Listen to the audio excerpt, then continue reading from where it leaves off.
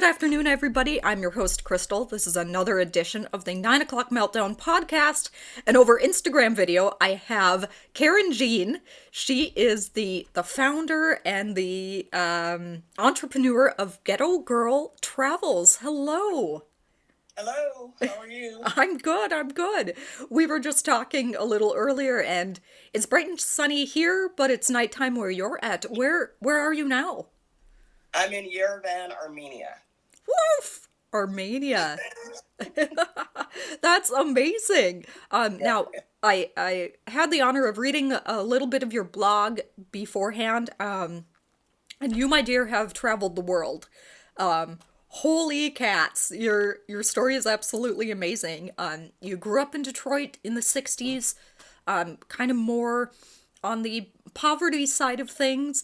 oh But yeah, right on it. yes, yes. And then at 18, you joined the Air Force. That kind of got you a little out of Detroit.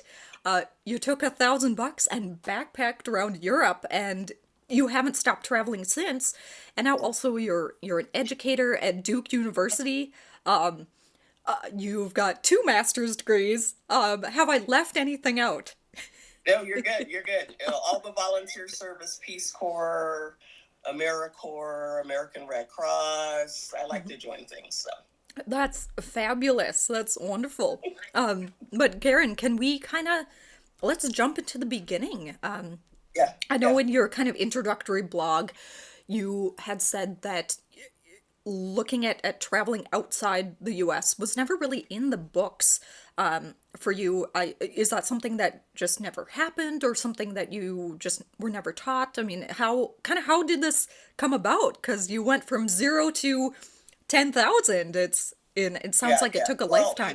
the expectation of an inner city kid who grows up in Jeffries Projects, Detroit, Michigan, whose mom is on welfare. I didn't know my dad. Hmm. You don't necessarily, as a kid, assume that you're going to grow up and travel the world. Hmm. But I grew up at a particular moment in time.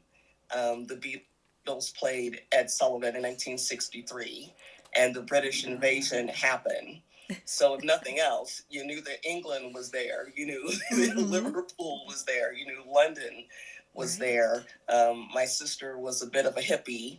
And so I was, more into like rock and roll. My sister took me to see the Doors when I was 11. So I was Nice. like that kid. And she was really smart and, double promoted, things like that in school. And so education was always like a big part. And for me, I would go visit my sister's high school, Mm. but she started high school when she was 13. She's 5 years, 4.5 years older than me. Yes. So I would skip school, go to my sister's school, and come back to my grammar school late. Mm. And the people would say, "You're truant." And I would say, "It's a revolution," because I was getting all this hippie, panther, whatever information from my sister. And I was Yeah. also the kid who would skip school and take two buses to go down to the Detroit Public Library on Woodward Avenue. And I would find some class and just sneak in behind that class. And they had those old wood card catalogs. And Oh. I didn't quite understand at, 8 or 9, like what all that meant, subject, author, title, whatever. I just knew that that was my way out. Mm. Like somehow that represented knowledge, and I just had to figure out how to get that. Mhm. So, you grew up, you hear about James Baldwin, Maya Angelou, all these people Richard Wright, who go overseas Mm. as African Americans. And so then, therefore, I wanted to go overseas because I knew other Black people had done it. Mhm. And so Mhm. I thought I'll either be a writer or I'll be a rock star. And so I had an imaginary band called the Root Beers, and we would do bubblegum music on tap. Um, and I thought, I'll become famous that way. So none of this happened.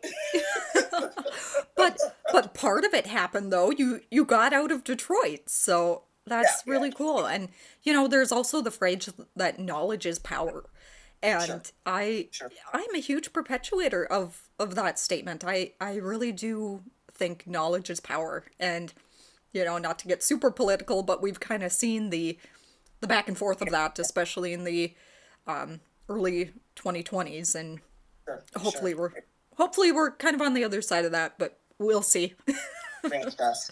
Yes, yes, fingers crossed for everyone out there. But so you're a kid growing up in Detroit, you're skipping school, you're going to the library, and now you actually have a librarian degree.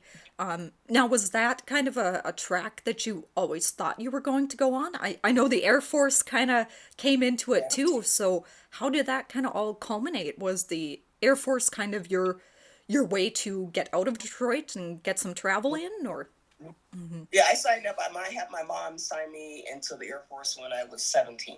Oh, So I that wave of females after the draft ended and as the Vietnam War had wind down, but it mm, wasn't officially over. So mm, I signed up July of 1974. mm. So I had to gain weight because I weighed 83 pounds out of high school and I had to turn 18. And so it Oh, took me from July of 74 until till February of 75. And they took me with a 2 pound waiver in 1975. So now I'm out of Detroit. mm-hmm. And I used the GI Bill in order to pay for university because the idea that poor black kids got scholarships, I don't know, I didn't, well, it wasn't probably in school enough to, to get this information. Right. So I stayed in the military, and that's where I first was able to travel like outside of Canada because I'm from Detroit. So, of Mm-hmm. course, we go to Canada all the time. And in the military, I went to Guam, I went to the Philippines, and I went to Okinawa, Japan. Oh, wow. And one of my jobs in the military is I had parts for the C-141 aircraft. And Oh. so do inventories of those materials to make sure if you get a call that everything that you need is on stock. Mm. So after I get out of the military and I'm in college for creative writing, of course, I'm going to be the Black American writer like Baldwin and Maya Angelou. Yeah. Um, a friend said, "Can you go to the archives? My book there was like a book contest, and she had a Kurt Vonnegut collection, and she goes, go up to the archives. Promise me you go up to special collections." And I didn't. And then one day I was like, okay, I promised I'll go. And I walked in and I saw the record center boxes. I saw the shelving, which sort of reminded me of my time in the military with storage and retrieval. And I Oh. said to the guy, "Who are you?" And he said, "I'm John A. House." I said, "What do you do?" And he said, "I'm the university archivist." I said, "How do you get to be an archivist?" And he said, "You'd have to have a master's degree in either history or public history or library science." And I said, "Thank you." And then I went to grad school. Wow. Yeah. Wow. That's very cool. Can we jump back a little bit into kind of your military service and kind of how that shaped you as a person? I know you had mentioned that you joined the military kind of fresh out of high school and in 75. Now, were there a lot of African American women kind of joining the military at that time? It was kind of something new, or you just sound like an amazing trailblazer. Yeah, there weren't a lot of women yet. When I joined the United States Air Force, the U.S. Air Force Academy had not yet accepted females. Mm, So they're going in and then coming out as officers. So that first group goes in 1975, and their first graduating class is 1980. oh, So that's okay. how new it sort of was for women. Yeah. So nurses, sure, nurses had been in the military, but during the draft, women wouldn't have been drafted because Mm, they couldn't serve it in that manner. mm-hmm. So once the draft was over and the military's looking for a way to get more recruits, one of the way to get people in, now that it's a volunteer military, Mm, is they sort of made a push for women. mm-hmm. But we're going in at a time where was the military prepared to have women in the military at that time, I'm gonna say no. Mm. There was no sexual harassment policy yet. Mm. Things hadn't necessarily been thought through. Mm. People assume you went in the military because you were trying to find a man, you were trying to get married. Oh, You went in the military because you were gay. You went in the military because you were a nymphomaniac. I mean, they had these concepts of wow. why would you, as a female, why would you You, like do something like joining the military? And yeah. then you're serving with people who are not necessarily used to women being in the service. Mm. You're serving with people who are coming back from Vietnam who have their own issues with trauma, PTSD, things like that. And so it was, an unusual time to be in. So the first Marines, female Marines, go in like right after the Air Force. I think there were already women maybe in the Navy. And when we first went in, we weren't the same as the men. There was wax and waves. And so for Navy, for Air Force, so we had our own female uniforms when we went in. Our fatigues weren't the same. And then as soon as the females went into the Air Force Academy and it was assigned that we just had one Air Force, then, because when I was in basic training, I couldn't shoot an M16. I didn't do all of the confidence course Okay. because we were women Mm. in the military. Mm. We didn't have equal necessarily status. And then Okay. after 1976, then everything changed. Yeah, yeah. So did you, you said that you were in the Air Force. Did they let you in the cockpit during that time? I mean, have you done test flights and things like that? Or was that still kind of a no-no? Mm. Women weren't even thought of Mm. for pilots or Mhm. things like that. So my job when I went in the military, I was a key puncher.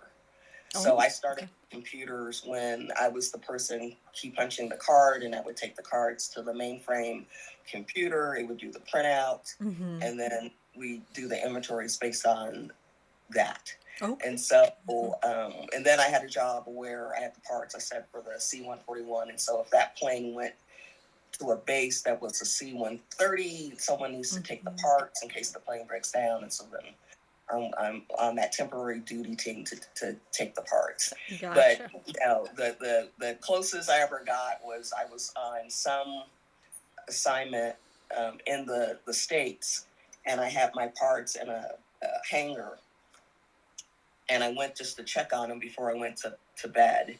Mm-hmm. And the Army guys who were on that mission were bunking all around the parts on the floor.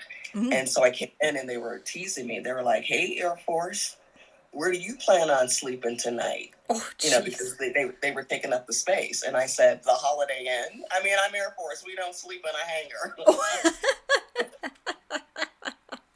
I I love it. You put them in your in their place. It's like, no, no, no, sir. No, sir. Yeah, yeah.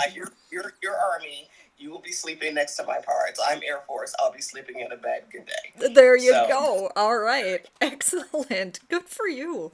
But it almost kind of sounds like your time in the military almost kind of shaped that librarian side. Just with, categorizing everything and making sure everything's in its place and things like that. Can we talk about your time in Japan? Is that really what kind of shaped this world traveler that you are? well, I always wanted to travel. I thought I would have gone to England first, Mm. Mm-hmm. but being in the military, you do temporary duties, and I got an assignment for 90 days in Okinawa, Japan, to take the parts there. Um, so yeah, you have a taste of it of going further than you even imagined Yeah. that you go. So I'm sure that like planted a seed. People say, "Where have you traveled?" Before I would say I've been to Canada, and now it's military. I've been Guam, Philippines, and Japan. Mm-hmm. So yeah, that sort of started it. And then after grad school, um, I decided to go to England because all Beatles fans, I guess, or Rolling Stone fans, whatever you are, Dave Clark Five fans, Yeah. go.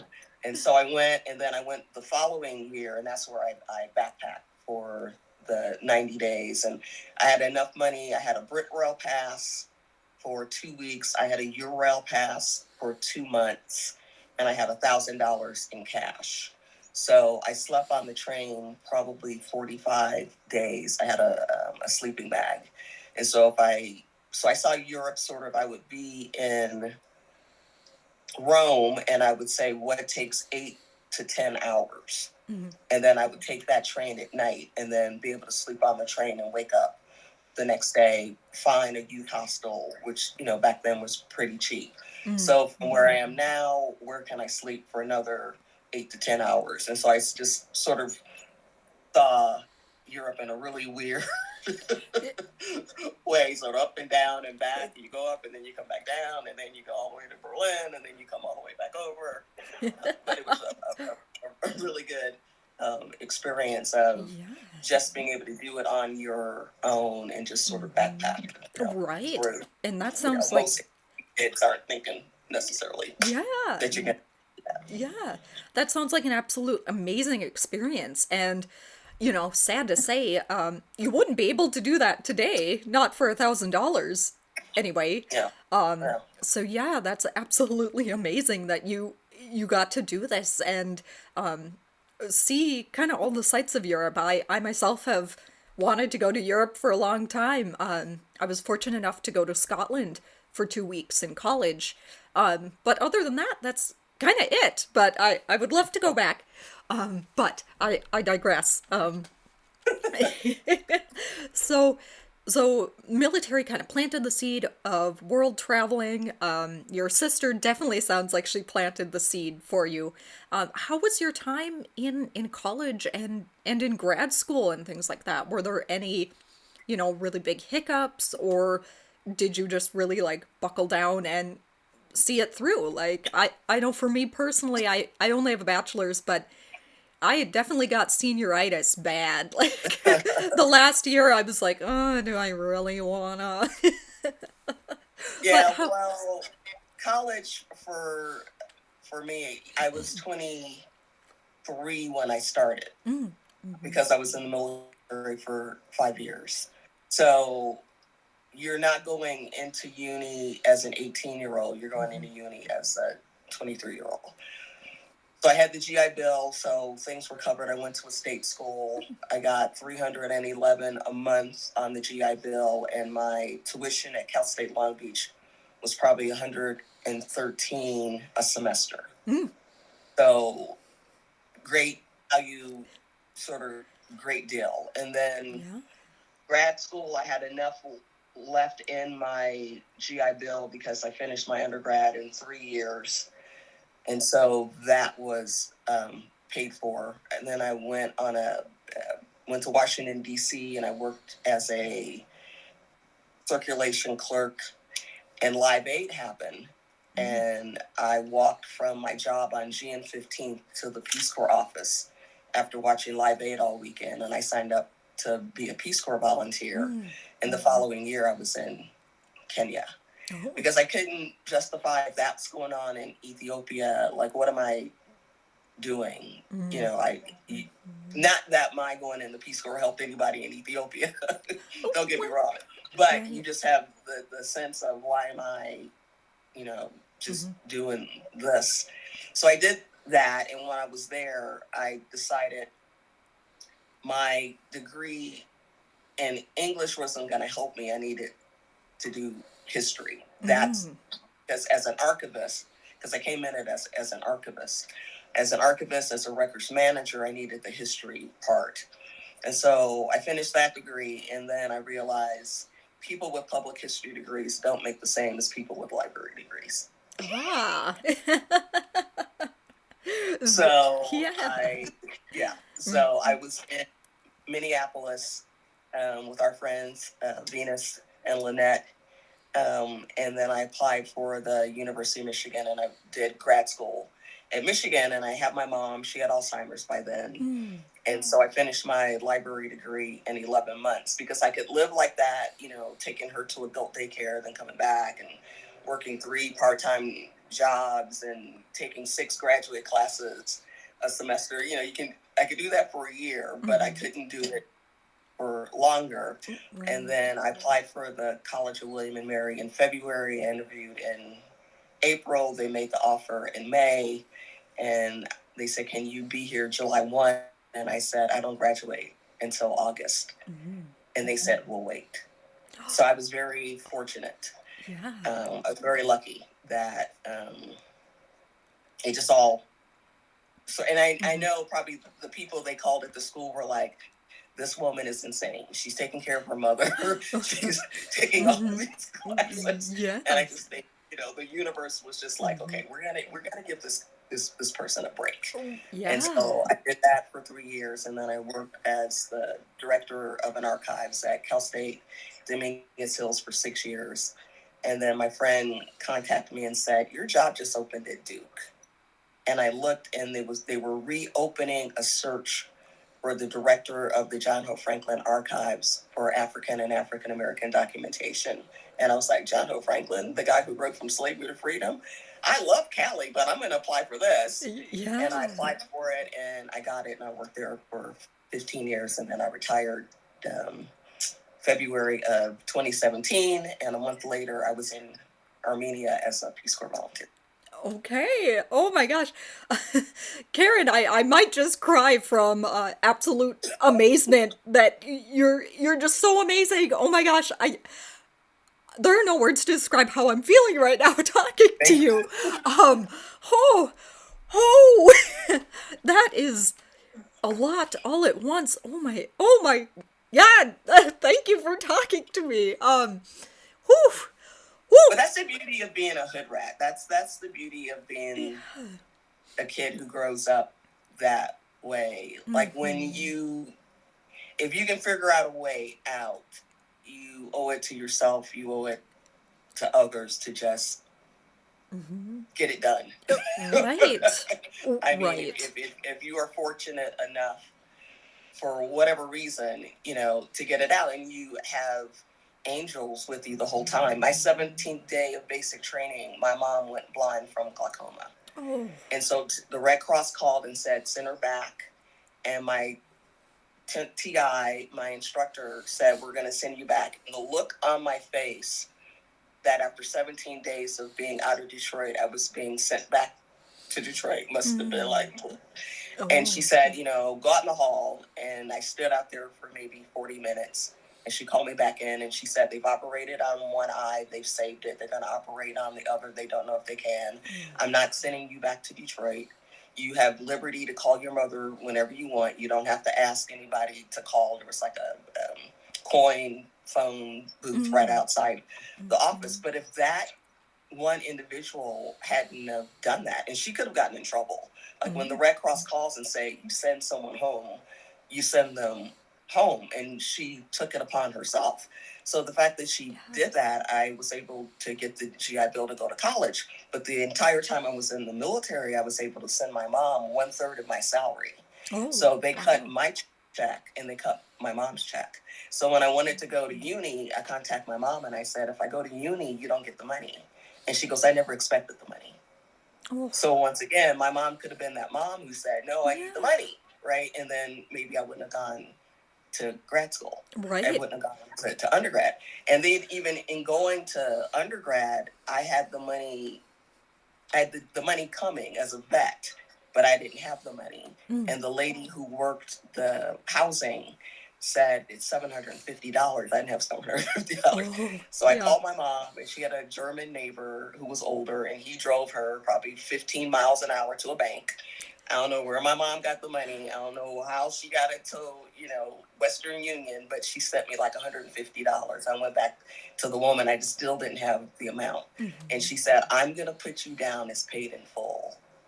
But when you get that money from the GI Bill," and it would come. I mean, she knew it was going to come. Yeah. "You need to come back here and you need to pay this." If she hadn't have done that, maybe I would have said, "It's not for me. Like, I don't have the money for housing. I can't like move out and get an apartment. I just got out of the military. I need to be in the dorm and study, whatever." So that's like another angel, that takes over for you. Right. So when I graduated, I ran back to tell her, I graduated, and they said, "She's already retired." So I never got to say, it worked. but they're Oh, people who yeah. come into your life in a way that you're not doing it all yourself. Other people are there to help you. Yes, no, and you put it perfectly. There are angels out there that come into our lives and help us out in one way or another. That's absolutely amazing, Karen. That's a beautiful story, and your story in whole is absolutely amazing as well. Like I said before, it's such an honor to talk to you. Um, can we talk a little bit about your time at Duke? You spent 15 years there, and you've retired since then. But how was your time at Duke? Was it, kind of difficult? Was there a lot of expectation on your job? I mean, it sounds like you definitely enjoyed your job fully, but how was that time there? I mean, from someone Yeah. who's never going to go to Duke. So I started in special collections, and I was the director, and I was also the librarian for African American Studies. Yeah. The same as the person who was director of the Sally Bingham Women's Center for Second Wave Feminists was also made the Women's Studies librarian. So this is like 2002. So the idea that you could have one woman as the archivist and one woman as a librarian have two separate jobs didn't necessarily make sense to people at Duke. Like, you're a woman, and so you could do Sally Bingham, and it makes sense that you're the women's studies librarian. You're Black, you could be director Yeah. of the John Hill Franklin collection, and then you could also be the African American Studies librarian. So we did that, and then someone came to me and said, "Can you go to lunch?" And I said, "Sure." And she said, "I had cancer and I was in remission, and my cancer's come back. Can you take over African studies for the library side? Because I know you buy African materials for special collections until I go through chemotherapy." Because she had Western Europe and she had Africa. And I said, "Of course I can." And then unfortunately, she passed away. So I had three jobs. I was director of the John Hope Franklin, I was the African American Studies librarian, I was the African Studies librarian. And so it's difficult when people don't understand that those are three separate positions. Yeah. So lo and behold, Dr. Franklin passed, I think, my 7th year at Duke. And they came to me like the following year and said, "We're going to go into a different direction. Oh. So we're not going to change your money, but we're just going to have you be the African American Studies librarian and the African Studies librarian, and you'll just work on the library side." Oh. And so my whole career, sort of being an archivist, being a records manager, the library side was just something you do because it's part of your job title. But it's not like I went to school to be a librarian. I went to school to be an archivist. So there was a program that they wanted librarians to leave the library, and I thought, well, they're going to regret that. Oh, yeah. Oh my goodness. That the kid who used to skip school all the time, they're going to regret that. So I went up to the newest hire in African Studies, and I said, "Can I sit in on your class?" And he said, "You want to come which day?" And I said, "No, for the semester. Oh. I want to be the course librarian in your class." And he said, "Absolutely." And so I was able to see how he taught. I would have thought that the intro to African Studies, the intro to African American Studies was a set syllabus. Okay. Everyone taught from that syllabus. But this is Duke. So if you're a journalist, you're going to do it through journalism. If you're lit, you're going to do it through literature. If you're a historian, you're going to do it. So in a way, I have to be in the class because I have to know what those assignments were, and I have to know what the students are going to come to ask me for when they have to do their papers at the end. And so it made me a better collector. It made me more knowledgeable about my faculty, what my students were doing. And so I then was asked by someone from African American Studies, "How come you're doing this for African Studies? You're not doing it right." So then I was doing it for both. And then I would pick classes like race and genetics. I don't know anything about race and genetics. Let me sit in on this class. Hip hop. I was a rocker. I don't know anything about the history of hip hop. So I'm sitting in on a class with Mark Anthony Neal and Ninth Wonder, who worked for Jay-Z and Beyonce. So, you get to the point where your faculty like you because They know you. You're there. Mm. They tell their deans. Their deans tell no. They tell their chairs. Their chairs tell the deans. The dean tells the vice president. So everyone sort of knows who you are. And then my research consultations went up. So I could have like 230 individual research consultations in a single semester because I have so many kids who are coming to me because they know me. And so I would Right. end up, I would do my office hours on the desk in the library on reference. And I would do my collecting, but the bulk of my time could be spent in these classes. And I lived off campus. I'm not married. I don't have kids. So if you needed a research consultation at 8:30 on a Tuesday, that's the only time you could meet. I can stay at work and meet you at 8:30 on Mm. a Tuesday. If you need a research consultation at 3 on a Saturday, because that's the only time you can do it, I got you. If you need to write me at 12:30 at night and you're like, my paper's due, I'm up watching Craig Ferguson, I'm up anyways. I'll just send you the resources. So for me, it worked out. I was very close to campus. Like I said, I'm single. I could just do it. So I had a Mhm. wonderful Yeah. time Sound. at Duke. I learned Yeah. so much and was able to engage with my faculty and my students in a way that I never would have been able to do if I was just on the reference desk for Mm. 4 hours a week. Right, right.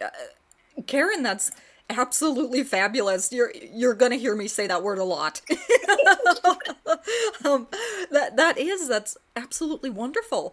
And since then you've retired, and it looks like you're just kind of doing the travel thing. You've got a blog going.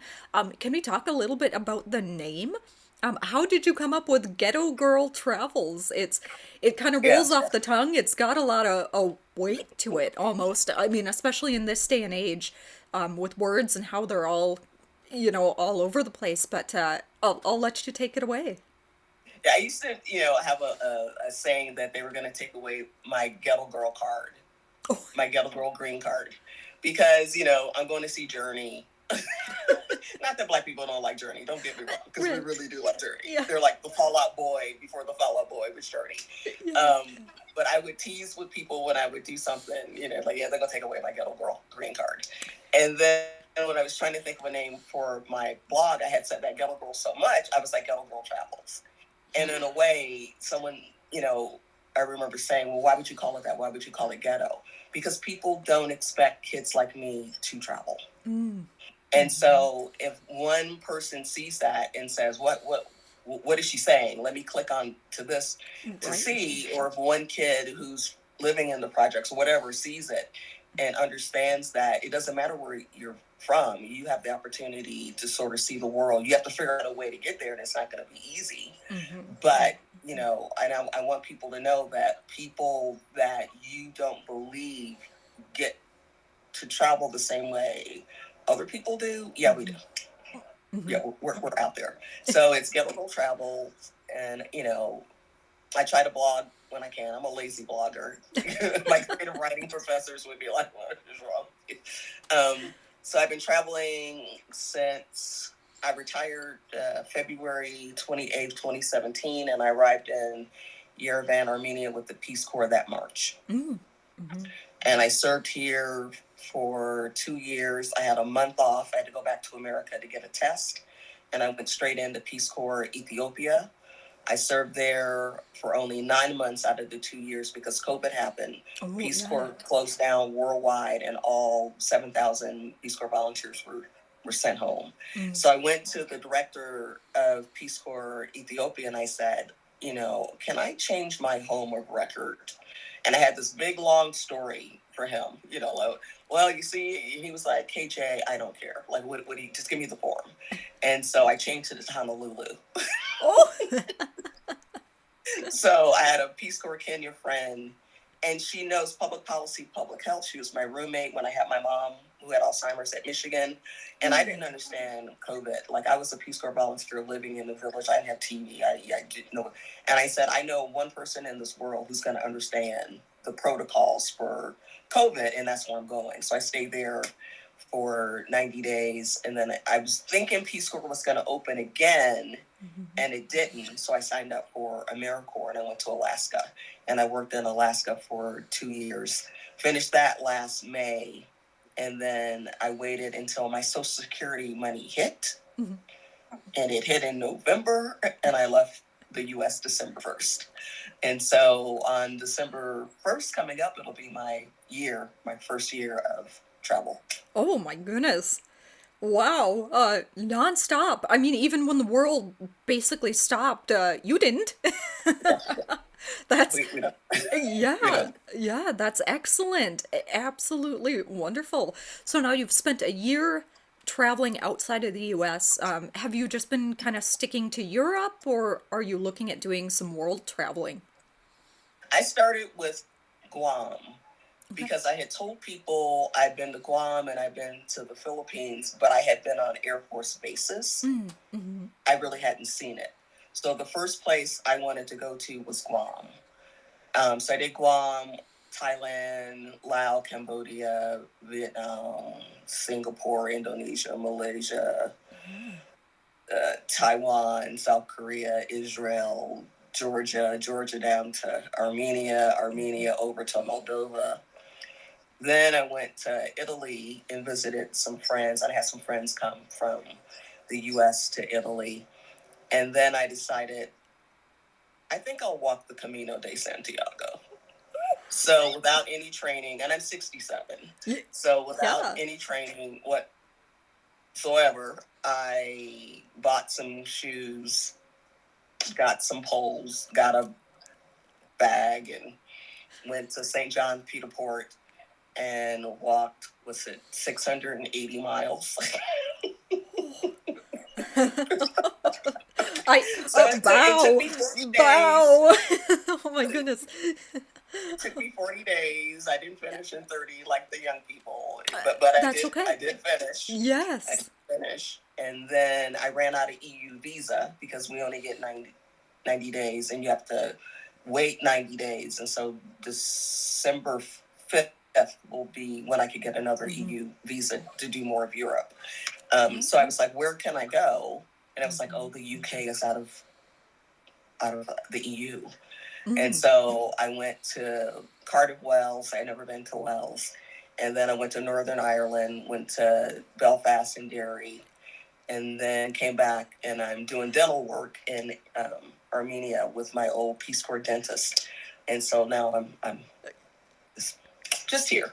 Yeah, and speaking of the dental work, I saw that post the other day, and I'm like, dental work? Is she getting stuff done?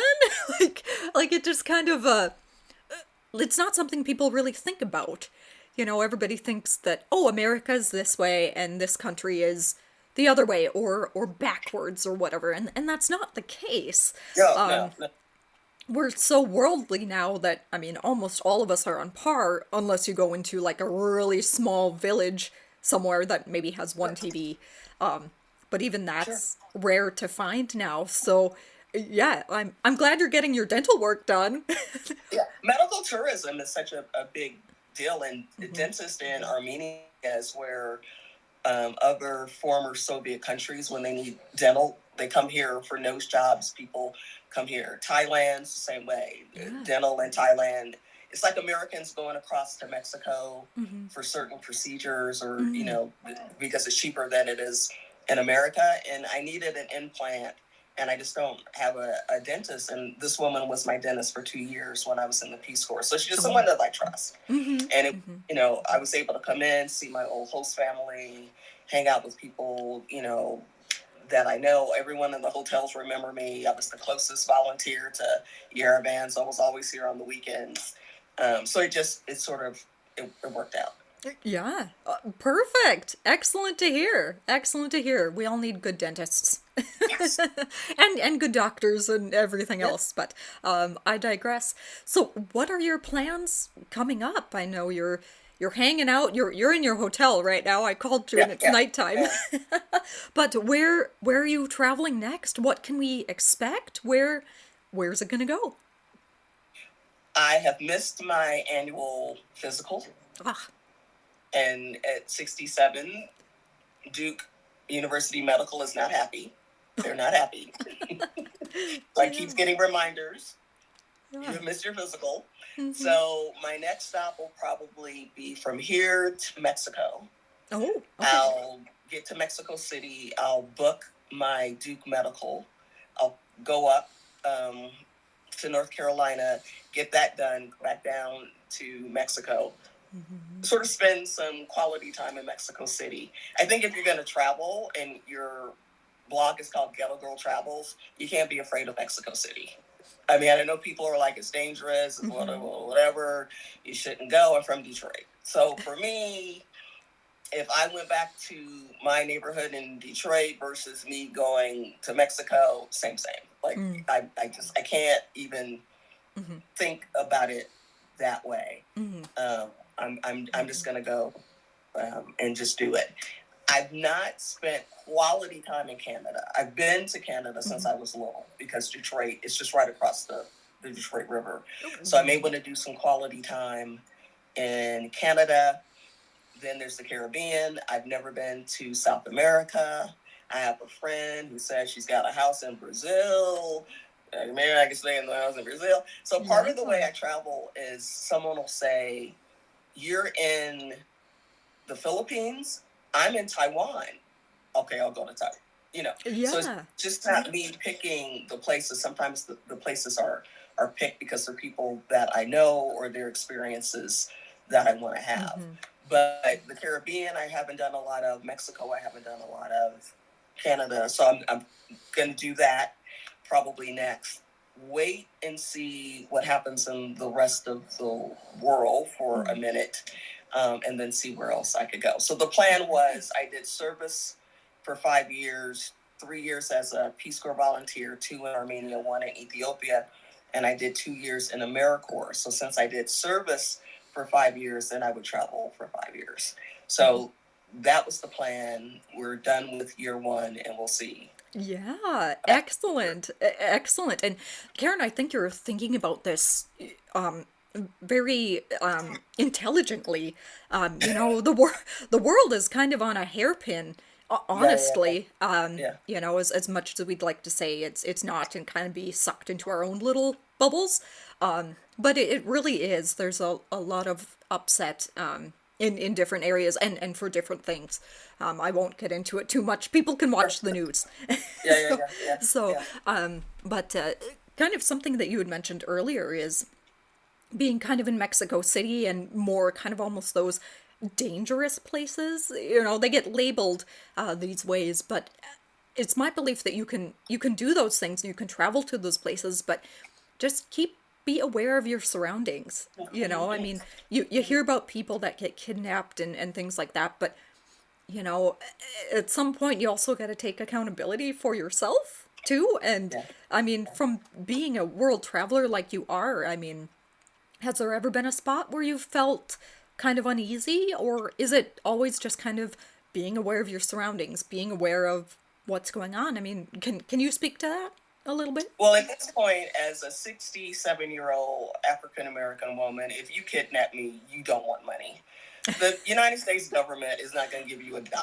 So, like, I don't have relatives. Like, you just have a mouth to feed because that's not going to happen for you. So, I have that. And the other thing is, growing up in inner city Detroit, you've already learned how to be careful because you had to be careful when you were a kid. Mm. So those things just stay with you. I'm not at 67. I'm not out of the clubs. I'm not partying. Like, where am I now? I'm in my room. Right. Right, already. So there's that. If I'm in Asia, they know I'm a tourist. They may think well, I won't say that. Sometimes people think I'm African and I'm there looking for work. And then when they hear me, then they know, where are you from? I'm from America. Oh, okay, you're from America. Yeah. In Yerevan, same. They know I'm a tourist. Hmm. And I sort of do touristy things. And there's a way where you can stay at Airbnbs at places where you're not sure. So I do a room in someone's home. I don't necessarily do the standalone Mm. Airbnb. Someone knows me. Someone knows I'm there. I've got someone who can help me navigate between. Yeah. I can go back and forth through sometimes staying at a hotel if you think it's not going to be as safe Hmm. versus staying in another way. So there's a way that you can do it, but like I say, I'm not necessarily out doing a whole lot of stuff. I'm not doing a lot of shopping. I have one, backpack and a purse, and that's all I have. Mm. I really don't have anything back in the United States. So if I lose that backpack, then everything I have is gone, and I'll just move on. Mm. So yeah, Yeah. I don't try to make myself a mark. Mm. And I try to be as careful as I can but being older takes some of the pressure off. If people are just trying to hurt people, they're going to hurt who's ever nearby. Yeah. Like knock on wood, it hasn't happened, but you can't, I don't see how you avoid that in the world the way it is today. The only thing you can do as a traveler, be as safe as you can, do your homework. I always let the embassy know where I am. There's a step program. Put your addresses down. So if something happened in Armenia, they would know how to find me, to notify me that Americans have X amount of days to get out. You do that. You let people know where you are, social media, your friends, whatever. Yeah. So, just be as cautious as you can. Right. All smart things. All smart things from a world traveler that's been doing it since the 70s. True.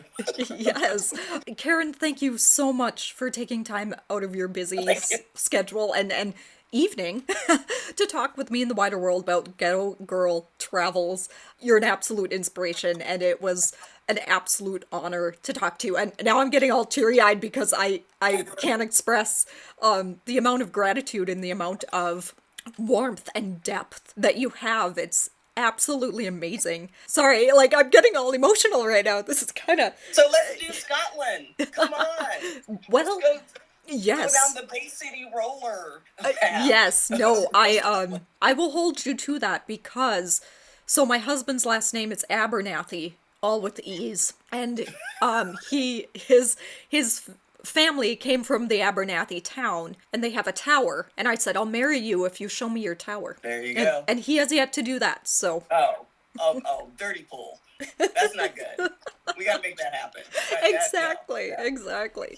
Well, Karen, have a beautiful night.